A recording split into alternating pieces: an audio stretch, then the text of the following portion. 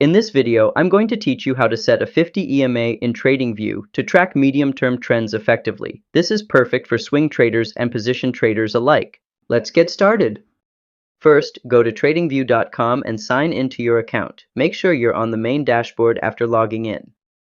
Then go to the Product tab at the top to reveal the drop-down options. Choose Supercharts so you can open the full chart interface.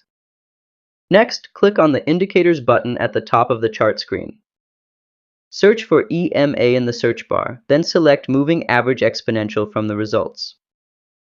Now that the EMA is added to your chart, click on the EMA line or settings icon to customize it. In the Length section, input 50 to change it to a 50-period EMA, then click OK or close the Settings panel to save the change. And that's how to set a 50 EMA in TradingView. If this helped, give it a like and subscribe to How to Tutor for more quick tutorials. See you next time!